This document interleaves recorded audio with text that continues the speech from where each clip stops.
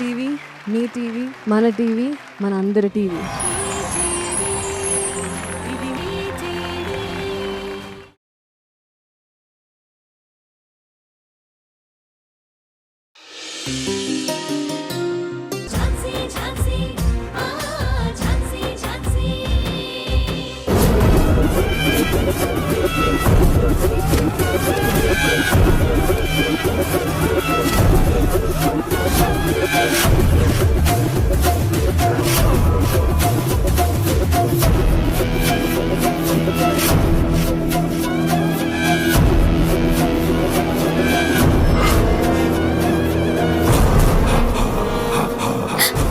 పాపా, ఏమైందమ్మా? భయపడకు. నువ్వు తప్పిపోయావా? ఇంట్లో నుంచి పారిపోయి వచ్చావా? ఏంటమ్మా మాట్లాడావు? సరే, మీ ఇంటి అడ్రస్ చెప్పు, మీ ఇంటి దగ్గర వదిలిపెడతాం. ఏమక్కర్లేదు. పాపా, ఆగమ్మా. ఎక్కడికి వెళ్తున్నావు? వదలండి. మాతోరా. జాగ్రత్తగా తీసుకెళ్ళి నీ ఇంట్లో వాళ్ళకి అప్పచెప్తాను. వద్దు, వదలండి. ఆటో ఎక్కుదు. వదలండి. రామ్మా. పాపా,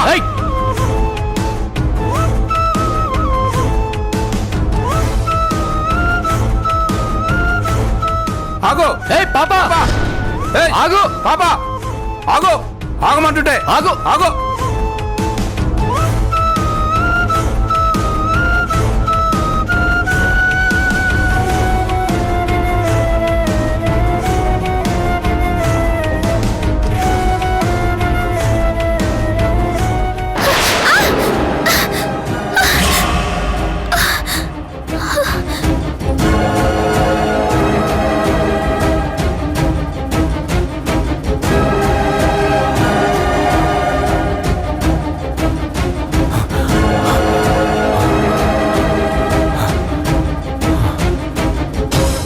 ఏమైందిరా? రే, ఇటుపక్క వెళ్ళిందిరా. ఏమైందిరా? అదే అర్థం కావట్లేదురా. సరే, అటుపక్క వెతుకుతాం. పద పద.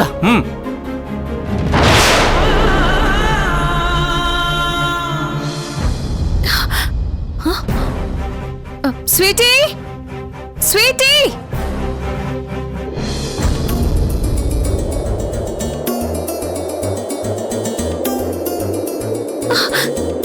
స్వీటీ.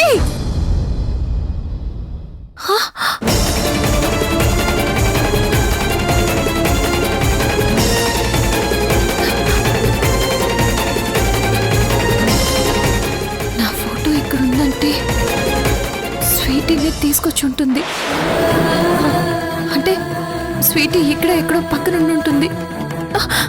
స్వీటీ, అమ్మా, స్వీటీ, స్వీటీ. పిన్ని,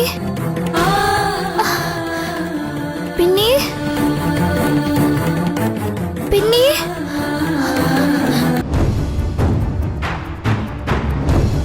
పిన్ని, పిన్ని. రే, అక్కడుందిరా. పద. Sweetie, sweetie, sweetie. పిన్ని, పద. వదలండి. స్వీటీ, ఎక్కడున్నా స్వీటీ? పిన్ని, అరవకు. స్వీటీ.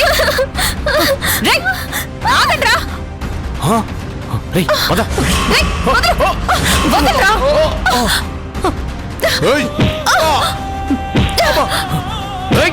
స్వీటీ, జరుగు స్వీటీ. మళ్ళీ.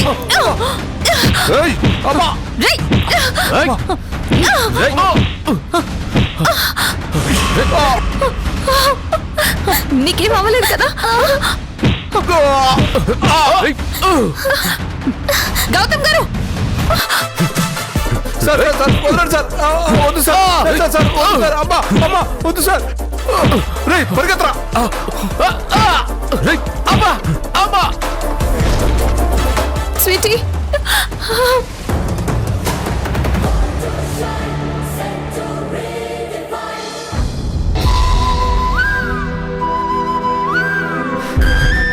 స్వీటీ నీకేం కాలేదు కదమ్మా?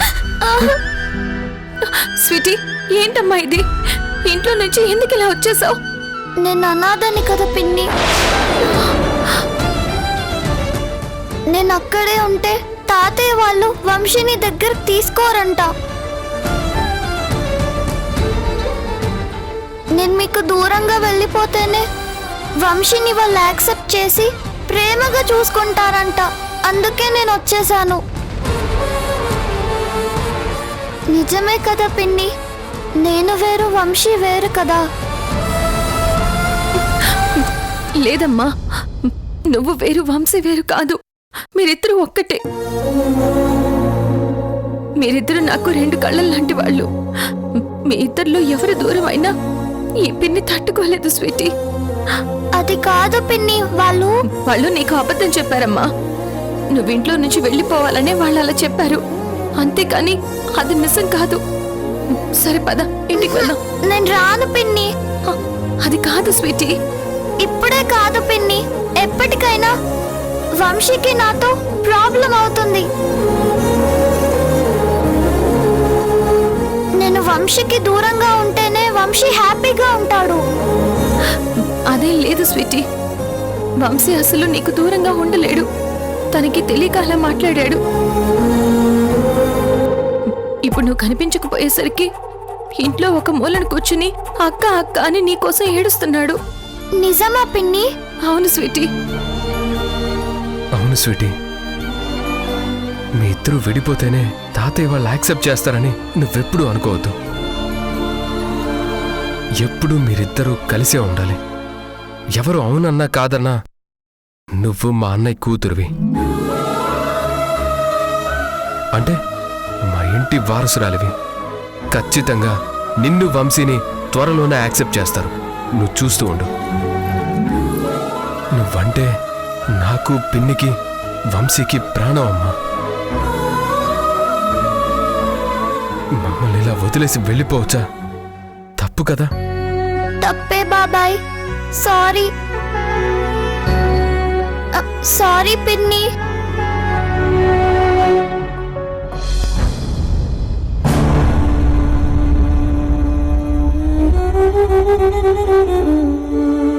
ధనా, గౌతమ్ ఏమన్నా ఫోన్ చేశాడా?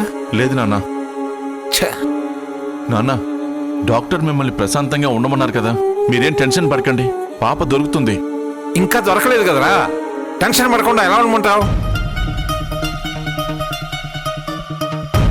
డాడ్, ఆ స్వీటీ కనిపించకుండా పోతే మీరెందుకు టెన్షన్ పడుతున్నారు? తనను ఎవరైనా వెళ్ళగొట్టారా? లేదు కదా, తనకి తాను వెళ్ళిపోయింది కదా. ఆ విషయం మనకు తెలుసు, బయట వాళ్ళకు తెలుసా? లేదు కదా. ఇప్పుడు ఆ పాప దొరకకపోతే ఆ ఝాన్సీ ఇల్లుపీకి పందిరేస్తుంది. మనమే ఆ పాపని ఇంట్లో నుంచి గంటేశామని పబ్లిసిటీ చేస్తుంది. రాను రాను ఈ పిల్లలు నా కంట్లో నలుసైపోయారు. ప్రతిరోజు ఏదో ఒక సమస్య తీసుకొస్తున్నారు. ధనుంజయ్, ఇప్పుడు ఏం చేద్దాంరా? స్వీటీ, నువ్వెవ్వరికి భయపడకు. నిన్నెవరైనా ఏమైనా అంటే నాకు చెప్పు, ఓకేనా? ఓకే బాబాయ్. పదండి. పద.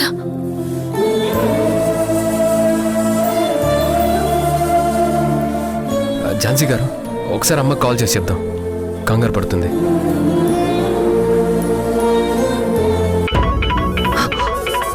ఎవరు?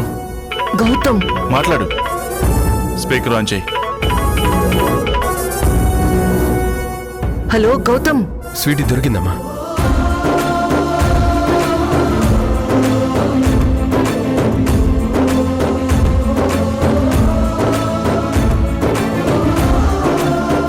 నువ్వు చెప్పేది నిజమా నాన్న? అవునమ్మా, మేము స్వీటీని ఇంటికి తీసుకొస్తున్నాం.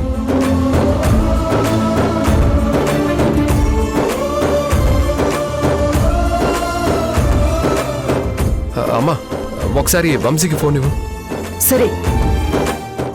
వంశీ, బాబాయ్తో మాట్లాడు. బాబాయ్, అక్క నిజంగా దొరికిందా? అవును వంశీ. అక్క నీ పక్కనే ఉందా? నా పక్కనే ఉంది. ఇదిగో మాట్లాడు. వంశీ అక్క నన్ను ఎందుకు వదిలి వెళ్ళిపోయావు? నీకోసం నేను చాలా ఏడ్చాను తెలుసా. నాకు చాలా భయం వేసింది.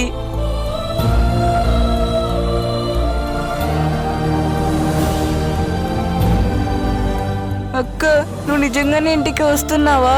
అవును వంశీ, వస్తున్నా. నువ్వేం భయపడకు, ఏడవకు, సరేనా? సరే అక్క, త్వరగా వచ్చేసేయ్. అలాగే వంశీ.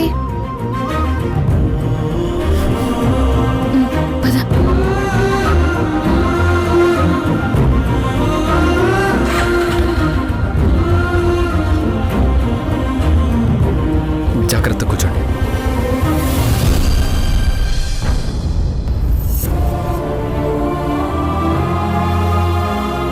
ధనుంజయ్, ఇక లాభం లేదురా. ఈ పిల్లలు ఇక్కడే ఉంటే నాకు మనశ్శాంతి లేకుండా ఏదో ఒక సమస్యను తీసుకొస్తుంటారు. వీళ్ళ విషయంలో తొందరగా ఏదో ఒక డెసిషన్ తీసుకోవాలి. అలాగే నాన్న, మీరు మాత్రం ఎలాంటి టెన్షన్స్ పెట్టుకోవద్దు. కాస్త ప్రశాంతంగా ఉండండి.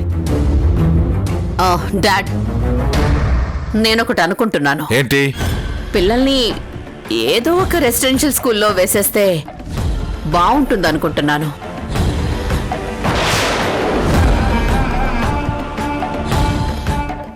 ముందు వాళ్ళు మీ కళ్ళ ముందు లేకుండా పోతారు.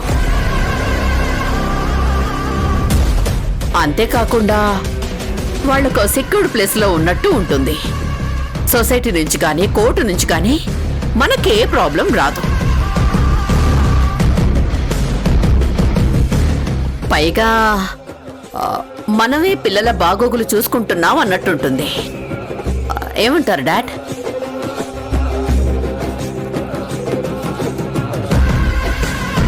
గుడ్ మృణాల్ని, టైంకి చాలా మంచి సలహా ఇచ్చావు. ధనుంజయ్, గౌతమ్ పాపం తీసుకొచ్చిన వెంటనే పిల్లల్ని రెసిడెన్షియల్ స్కూల్కి పంపించే ఏర్పాట్లు చేద్దాం. మావయ్య, వీళ్ళక్కడ ఉండగలరా?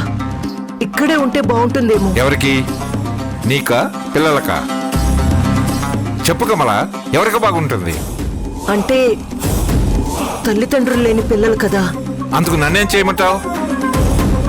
అది వాళ్ళ తలరాత. అయినా వాళ్ళ మీద జాలి దయా చూపించాల్సిన అవసరం లేదు.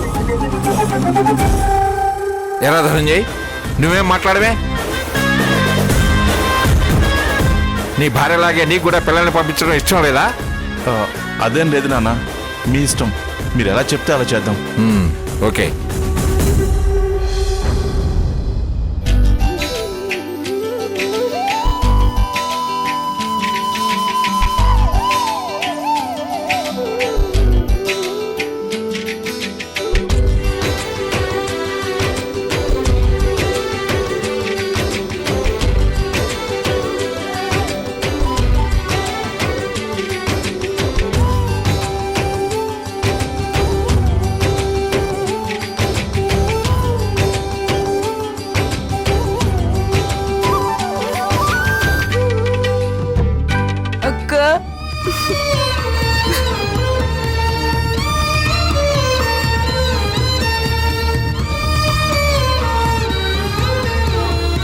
అక్క, ఎందుకక్క నన్ను వదిలి వెళ్ళిపోయావు?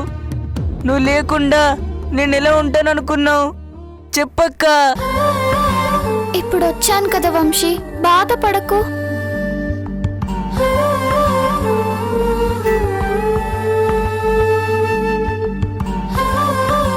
నువ్వు కనిపించకపోయేసరికి నాకు చాలా భయం వేసింది. ఏడ్చాను కూడా. నువ్వు మళ్ళీ నన్ను వదిలి వెళ్ళనని చెప్పు.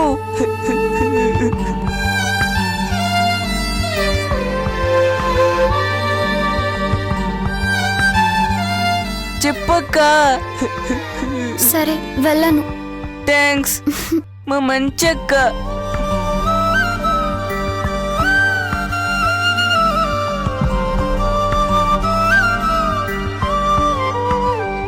అమ్మ స్వీటీ. కమలా, పిల్లలు పదండి. ఝాన్సీ, పిల్లల విషయంలో నేను ఒక నిర్ణయం తీసుకున్నాను. అది నీకు చెప్పాల్సిన అవసరం కూడా లేదు. కానీ చెప్పకపోతే నువ్వు మళ్ళీ రాద్ధాంతం చేస్తావు కదా, అందుకే చెప్తున్నాను. మీరేం నిర్ణయం తీసుకున్నారు సార్? పిల్లలు ఇంట్లో కుదురుగా ఉండడం లేదు. ఎప్పుడు చూసినా ఏదో ఒక సమస్య తెచ్చి పెడుతున్నారు. వాళ్ళు గాయాలు చేసుకున్నా, ఇదిగో ఇలా పారిపోయినా నువ్వేమో మేమే బాధ్యులు అన్నట్లు మాట్లాడుతున్నావు. ఇదంతా భరించడం నా వల్ల కావటం లేదు. అందుకే వెంటనే వీళ్ళని ఒక మంచి రెసిడెన్షియల్ స్కూల్లో వేద్దామని నిర్ణయం తీసుకున్నాను.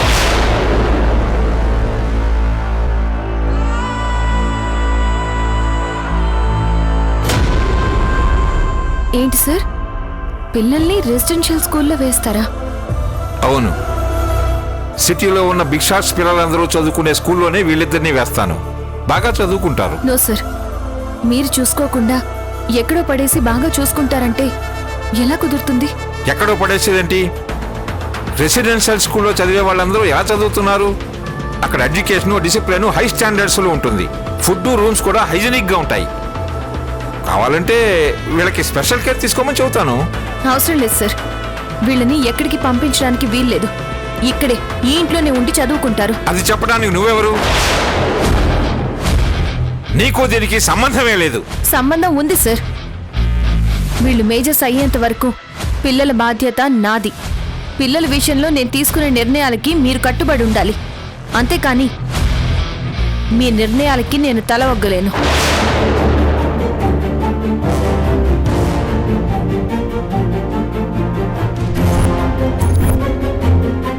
పిల్లల్ని కోర్టు ఆర్డర్ ప్రకారం మీరు బాధ్యతగా చూసుకోవాలి. అవును, మేం పిల్లల్ని బాధ్యతగా చూసుకోవాలనుకుంటున్నాం కాబట్టి వాళ్ళని రెసిడెన్షియల్ స్కూల్లో వేద్దాం అనుకుంటున్నాము. లేదు మేడం, పిల్లల్ని దూరం పెట్టడానికి మీరు ఇలా చేస్తున్నారని నాకు అర్థమవుతుంది. అలా అనుకుంటే మేమేం చేయలేము. అంతెందుకు, గౌతమ్ కూడా చిన్నప్పుడు రెసిడెన్షియల్ స్కూల్లోనే చదువుకున్నాడు.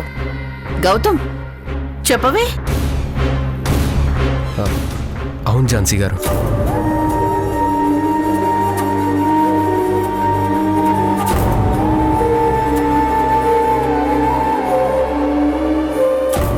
ఇప్పుడేమంటావు?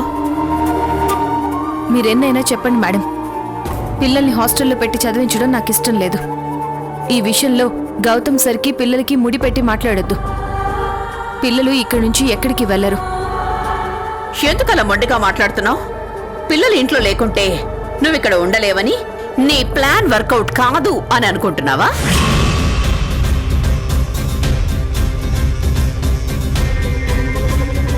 అత్తయ్య ప్లీజ్,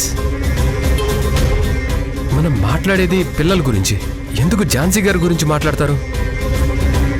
గౌతమ్, అరే ప్లీజ్ తాతయ్య, ప్రతి సమస్యకి ఝాన్సీ గారే కారణం అన్నట్టు మాట్లాడకండి.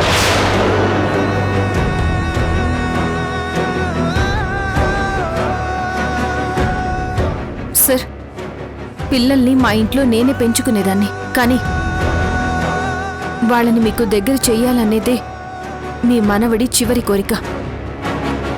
అందుకే వాళ్ళని నేను ఈ ఇంట్లోకి తీసుకొచ్చాను.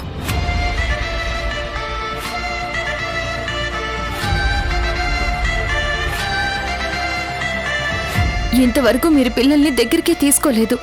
అలాంటిది ఇప్పుడు వాళ్ళని రెసిడెన్షియల్ స్కూల్లో వేస్తే వాళ్ళు ఇంకా మీకు ఎలా దగ్గర అవుతారు? అందుకే నేను వాళ్ళని ఇక్కడే ఉంచాలనుకుంటున్నాను.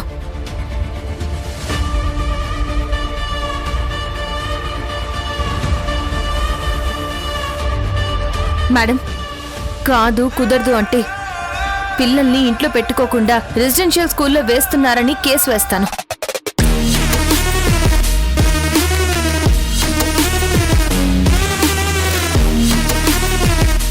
ఏంటి, అంత దమ్ముందా? అంటే మీరు మాటలతో చెప్తే వినే రకం కాదు కదా. చిన్నపిల్లల ఆటల్లో గెలవలేక నేను అమ్మతో చెప్తాను, నాన్నతో చెప్తాను అన్నట్టు నువ్వు ప్రతిదానికి కోర్టులో చెప్తాను అంటావేంటి? కోర్టులో మీరు నన్ను ఫేస్ చేయగలరు అనుకుంటే చెప్పండి, లీగల్ గానే ఫైట్ చేద్దాం. చిచి, నీకు నాకు మధ్య ఫైట్ ఏంటి? ఇద్దరు సమఉజ్జీలైతేనే ఫైట్ అవుతుంది. నీకు నాకు మధ్య దాన్ని ఫైట్ అన్నారు. నీ మీద నేను వాదిస్తే పిచ్చుక మీద బ్రహ్మాస్త్రం అవుతుంది. అవును, ఆల్రెడీ చూసాం కదా కొన్ని కేసుల్లో. ఝాన్సీ, అనవసరంగా నన్ను రెచ్చగొట్టొద్దు. ఏంటి మేడం, కేసు ఓడిపోతారని భయమా? సరే కోర్టులోనే చూసుకుందాం.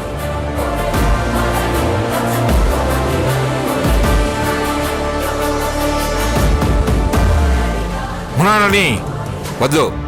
అది కాదు డాడ్, తను ముళ్ళకాంపకి మురిక్కాలవకి దూరంగా ఉండాలంటారు. అందులో రాయి వేస్తే మనకే నష్టం.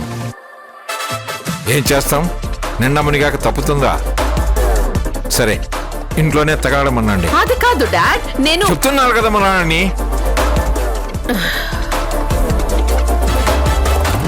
ఛాన్సీ, కోర్టు పర్మిషన్ తీసుకుని నువ్వు ఇంట్లోకి వచ్చింది పిల్లల్ని జాగ్రత్తగా చూసుకోవడానికి. అందుకనే నువ్వు ఇంట్లో ఉంటున్నావు. కోర్టు ఆర్డర్ కాదనలేక నిన్న ఇంట్లో ఉండనిస్తున్నాం. లేకపోతే మాకంత కర్మ పట్టలేదు నిన్న ఇంట్లో ఉంచడానికి.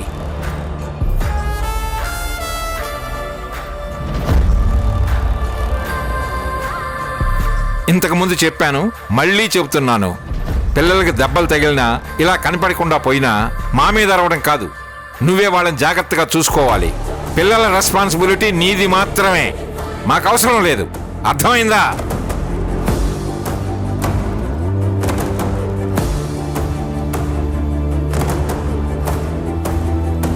పిల్లలు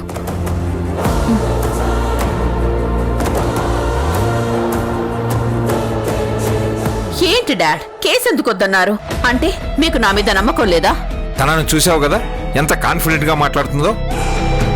ఇప్పటికే కోర్టులు కేసులు అంటూ విసిగిపోయి ఉన్నాను నేను. మళ్ళీ ఈ విషయంలో కూడా కోర్టు బోన్లో నిలబడే ఓపిక, వయస్సు, అంత సహనం నాకు లేదు. దీన్ని ఇంతటితో వదిలేసేయండి. నా కర్మ ఎలా ఉంటే అలా జరుగుతుంది. కానీ మళ్ళీ మీ అందరికీ చెప్తున్నాను, ఆ పిల్లల్ని మాత్రం ఎవరూ దగ్గరకు తీసుకోవడానికి వీల్లేదు.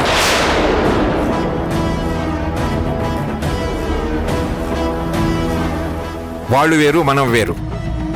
వాళ్ళకి మనకి ఏ బంధము లేదు, ఎలాంటి రక్త సంబంధము లేదు, ఇకపై ఉండదు కూడా.